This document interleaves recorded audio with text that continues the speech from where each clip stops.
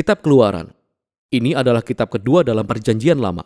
Kitab ini mengambil alur cerita dari kitab sebelumnya, yaitu Kejadian, yang berakhir dengan kisah cucu Abraham yakni Yakub, yang memimpin keluarga besarnya yang berjumlah 70 orang ke Mesir. Anak ke-11 Yakub yang bernama Yusuf telah diangkat sebagai pucuk pimpinan tertinggi kedua di Mesir.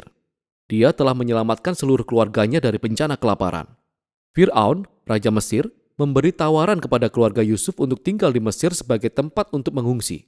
Akhirnya, Yakub meninggal di Mesir, demikian juga dengan Yusuf dan saudara-saudaranya.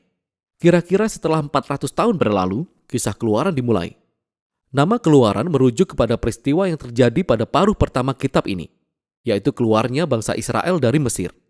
Kitab ini juga memiliki babak kedua yang berlangsung di kaki Gunung Sinai. Dalam video ini, kita hanya akan fokus pada babak pertama, yaitu ketika beberapa abad telah berlalu dan jumlah orang Israel bertambah banyak dan berlipat ganda dan mereka memenuhi Mesir. Kalimat ini sengaja mengingatkan kita kembali akan berkat Allah terhadap manusia ketika masih di Taman Eden. Hal ini mengingatkan kita kembali tentang cerita besar Alkitab sejauh ini. Manusia kehilangan berkat Allah oleh karena dosa dan pemberontakan. Lalu Allah memilih keluarga Abraham sebagai alat yang dipakai Allah untuk memulihkan berkat-berkatnya bagi dunia. Akan tetapi Fir'aun yang baru tidak melihat bangsa Israel sebagai sebuah berkat. Dia justru berpikir bahwa kelompok imigran Israel yang terus berkembang ini merupakan sebuah ancaman baginya. Seperti halnya dalam kitab Kejadian, manusia memberontak menentang berkat Allah.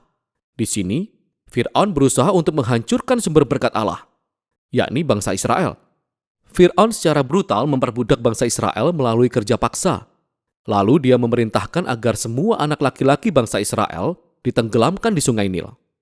Sejauh ini, Fir'aun merupakan tokoh paling buruk dalam Alkitab. Kerajaannya melambangkan pemberontakan manusia terhadap Allah.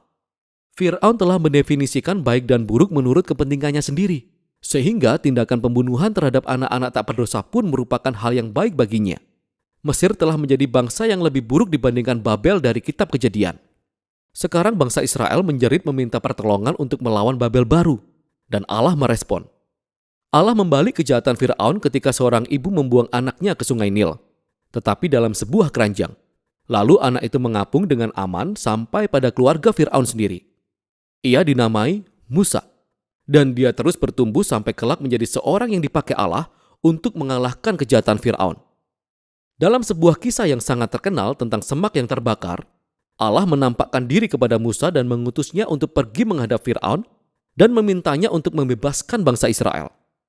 Allah berkata bahwa dia tahu Fir'aun akan menolak, jadi dia akan menimpakan penghakiman atas Mesir dalam bentuk tulah. Lalu Allah juga mengatakan bahwa ia akan mengeraskan hati Fir'aun. Jadi kita diperkenalkan pada bagian utama dari kisah ini, pertarungan antara Allah dan Fir'aun.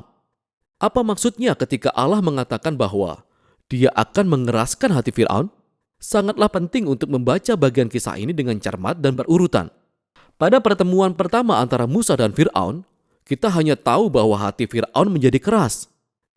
Tidak ada tanda-tanda bahwa Allah lah yang mengeraskan hati Fir'aun. Sebagai respon, Allah menurunkan 5 tulah, masing-masing untuk melawan Fir'aun dan salah satu dewa Mesir.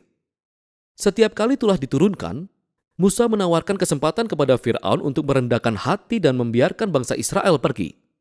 Namun setiap kali tulah sudah terjadi, kita mendapati bahwa Fir'aun selalu mengeraskan hatinya atau hatinya menjadi semakin keras. Dia melakukan ini atas kehendaknya sendiri.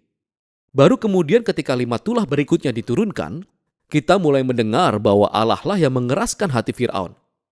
Inti dari kisah ini adalah sebagai berikut. Sekalipun Allah tahu bahwa Fir'aun akan menolak kehendaknya, Allah tetap menawarkan semua kesempatan ini kepada Fir'aun untuk melakukan apa yang benar. Pada akhirnya, kejahatan Fir'aun mencapai titik di mana tidak ada kesempatan lagi untuk berbalik. Maksud saya, bahkan penasihatnya pun berpikir bahwa Fir'aun telah kehilangan akal sehatnya. Pada saat inilah Allah mengambil kendali dan membelokkan kejahatan Fir'aun kepada tujuan penebusannya. Allah mengiring Fir'aun kepada kehancurannya sendiri ketika dia menyelamatkan umatnya. Dan inilah kelanjutan kisahnya. Melalui tulah terakhir, saat itu adalah malam Paskah, Tuhan membalik keadaan Fir'aun. Sama seperti Fir'aun telah membunuh anak laki-laki bangsa Israel, demikian juga Allah akan membunuh semua anak sulung bangsa Mesir dengan sebuah tulah. Tidak seperti Fir'aun, Allah menyediakan cara untuk menyelamatkan diri melalui darah domba. Di sini, kisahnya berhenti dan kita diperkenalkan secara detail mengenai ritual Paskah tahunan bangsa Israel. Pada malam sebelum bangsa Israel meninggalkan Mesir, mereka mempersembahkan seekor anak domba yang tak bercacat dan menyapukan darahnya pada tiang pintu rumah mereka. Ketika tulah yang terakhir menimpa bangsa Mesir, rumah yang ditandai dengan darah anak domba akan dilewati dan anak mereka selamat. Sejak saat itu, setiap tahun bangsa Israel selalu memperingati malam itu untuk mengenang dan merayakan keadilan dan kemurahan Allah. Tetapi Fir'aun, karena kecongkaan dan pemberontakannya, kehilangan anak laki-lakinya sendiri. Dan pada akhirnya, dia terpaksa membiarkan bangsa Israel pergi. Para budak Israel melakukan eksodus mereka dari tanah Mesir, tapi tidak lama setelah bangsa Israel pergi, Fir'aun berubah pikiran. Dia mengumpulkan pasukannya dan mengejar bangsa Israel untuk sebuah pertarungan final. Ketika bangsa Israel sudah menyeberangi lautan dengan aman, Fir'aun justru sedang menuju kepada kehancurannya. Kisah Eksodus diakhiri dengan lagu pujian pertama dalam Alkitab. Pujian itu berjudul Nyanyian Musa dan Israel. Baris terakhirnya menyatakan bahwa Tuhan memerintah sebagai raja. Lagu ini menceritakan kembali dalam bentuk syair segala sesuatu tentang kisah kerajaan Allah. Lagu ini menceritakan bagaimana Allah sedang dalam sebuah misi untuk melawan kejahatan di dalam dunia dan untuk membebaskan mereka yang diperbudak oleh kejahatan. Allah akan membawa umatnya ke tanah perjanjian di mana kehadiran ilahinya akan hidup di antara mereka.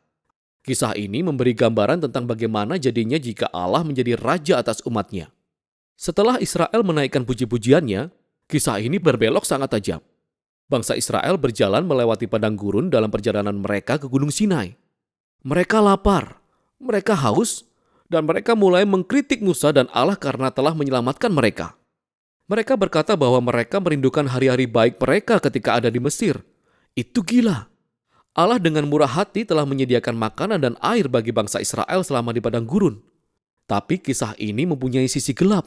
Kita mulai berpikir, mungkinkah hati bangsa Israel akan menjadi keras seperti hati Fir'aun? Kita akan lihat. Untuk sekarang, itulah bagian pertama dari Kitab Keluaran.